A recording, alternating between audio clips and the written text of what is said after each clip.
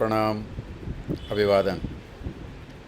आज दिनांक 18 मई 2023, दिन गुरुवार, तिथि चतुर्दशी। सुंदरकांड सुंदर क्यों और सुंदरकांड की प्रासंगिकता आजकल के ज़माने में, इस चर्चा का आज यह तीसरा भाग है।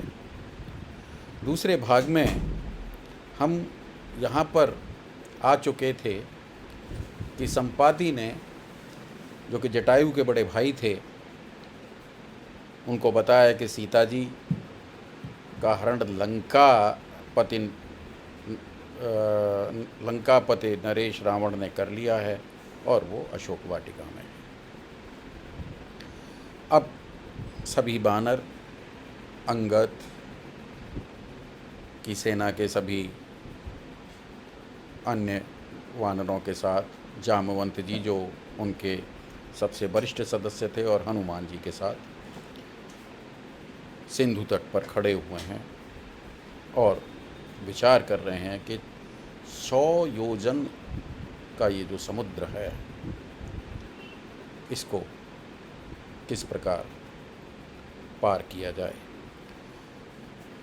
तो इसी कश्मकश में, इसी चर्चा में लगभग सभी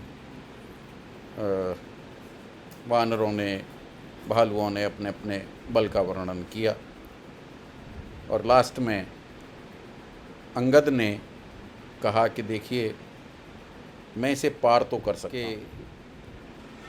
अंगद कहूँ जाऊँ मैं पारा, जिये संशय कछु फिरती बारा। कि जामवंत जी, मैं इसे पार कर जाऊँगा, लेकिन लौटने में थोड़ा सा संशय है।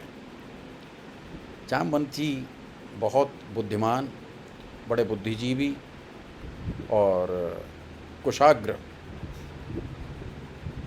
बुद्धि के व्यक्ति थे। उन्होंने कहा कि नहीं अंगद, तुम हमारे युवराज हो, तुम्हें हम नहीं भेजेंगे। उसी समय पे जामवंत जी ने हनुमान को कहा कि हे हनुमान, तुम्हारा तो जन्म ही राम काज, इस शब्द पर आप विशेष गौर फरमाएं कि राम काज सब करियहूँ, तुम बल बुद्धि निधान।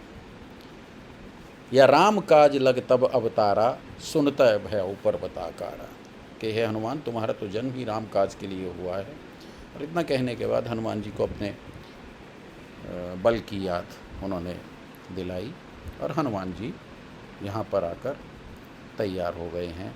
तो यहीं से इस सुंदरकांड की चर्चा प्रारंभ होती है, और सर्वप्रथम आचार्य गोस्वामी तुलसीदास जी श्री रामचंद्र जी के चरणों की वंदना करते हैं,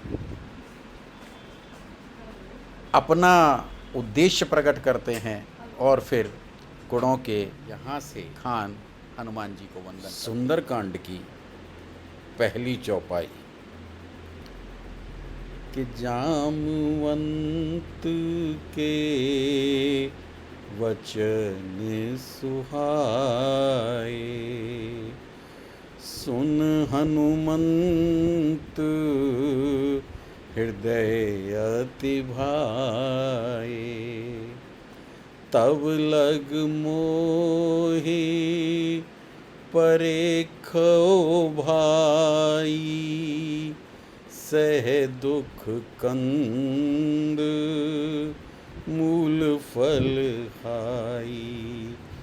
जब लग आवहूँ सीतह देखी, होए काज मोहे हर्षु विसेखी। तो इस सुंदरकांड की शुरुआत है, अन्य सभी 6 स्कंदों में, अन्य सभी 6 कांडों में तुलसीदास जी ने श्लोक लिखे हैं, उसके बाद दोहा लिखा है, और उसके बाद चौपाई शुरू करी है।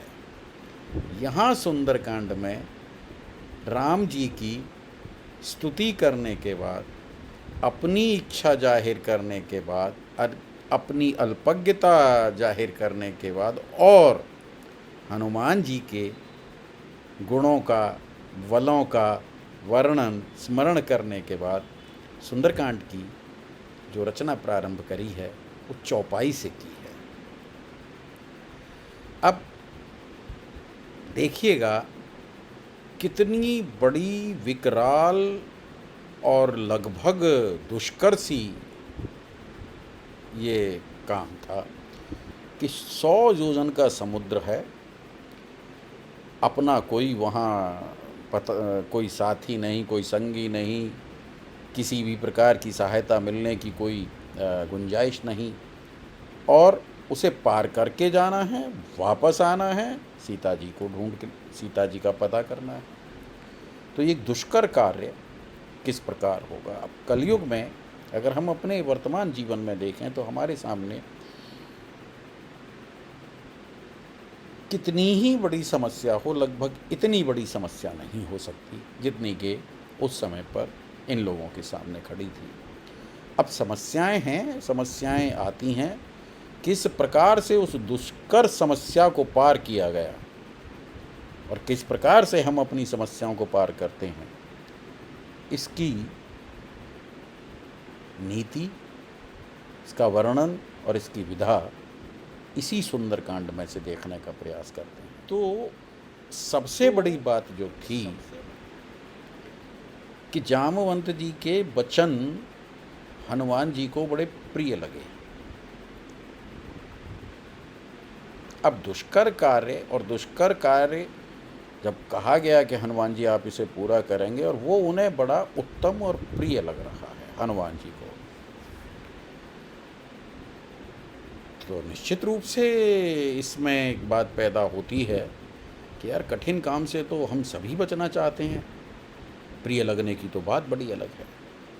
लेकिन हनुमान जी इस काम को सहर्ष स्वीकार करते हैं, और व्यक्ति जब किसी भी काम को सहर्ष स्वीकार कर लेता है तो एक तो उसकी जो क्षमता होती है, जो ऊर्जा होती है, वो जो उसमें बल है, वो उससे दुगनी तिगनी चौगुनी कहीं हो जाती है।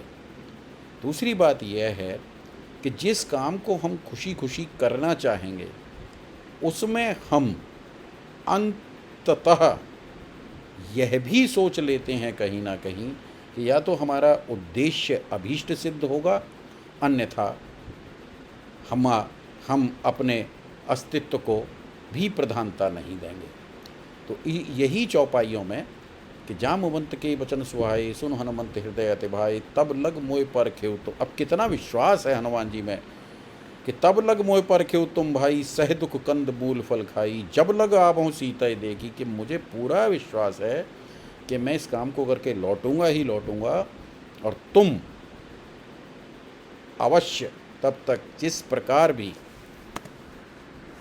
सुख या दुख से अपना कंदमूल फल खा के गुजारा करें। इसके बाद जो चौपाई आती है वह इस प्रकार है कि सिंधु तीर एक भूदर सुंदर, कौतुक कूद चढ़ौता ऊपर, बार बार रघुवीर संवारी, तरक्यउ पवन तनय बलवारी, जेहगिर चरण देहि हनुमंता, चलेउ सुगा पाताल तुरंता, जिम अमोघ रघुपति करवाना, एही भांत चलेउ हनुमाना, तै मैनाक होय श्रमहाल, जलनिधि रघुपति दूत बिचारी, जलनिधि रघुपति दूत बिचारी, तै मैनाक होय श्रम हारी, हनुमान तेहि परसा कर पुन कीन प्रणाम, राम काज कीने बिना मोए कहाँ विश्राम। यह पहला दोहा यहाँ पर आके पूर्ण हुआ। अब इसका जो एक सार है कि सिंधु तीर एक भूदर सुंदर, कौतुक कूद चढ़ौता ऊपर। जब हनुमान जी ने ये जो सिंधु जो समुद्र था,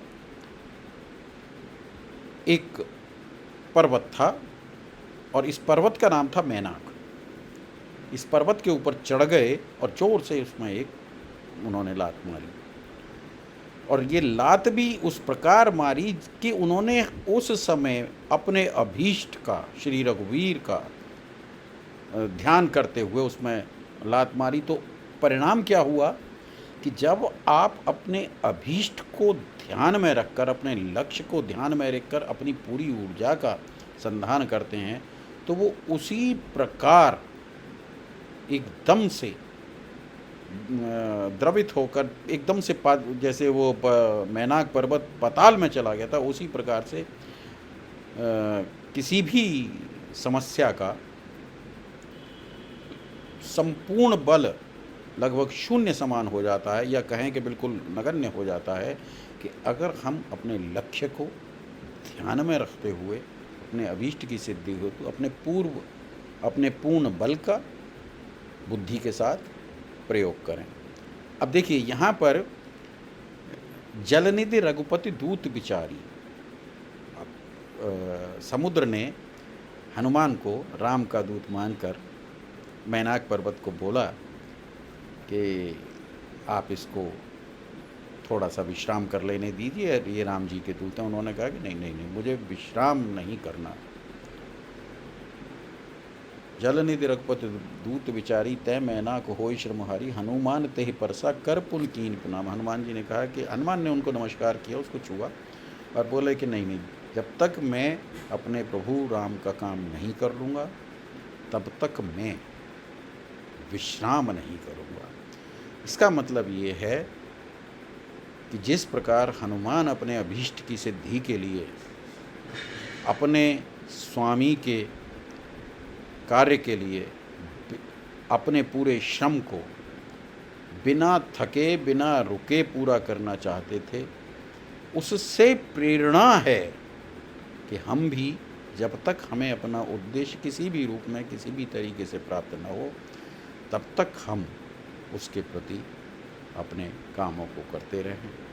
तो आज भी इन चौपाइयों को अगर हम इनके साधारण रूप से भी समझने का प्रयास करें तो निश्चित रूप से सुंदरकांड की पहली ही चौपाई हमें इतना उत्साह, इतना आशावान बना देगी और इतनी सकारात्मकता हमारे अंदर पैदा कर देगी कि जिसका वर्णन शब्दों में नहीं, हाँ अनुभूति में अवश्य किया जा सकता है। तो फिर कल इसी चर्चा को और आगे ले जाते हुए राम कृपा से आपके समक्ष जय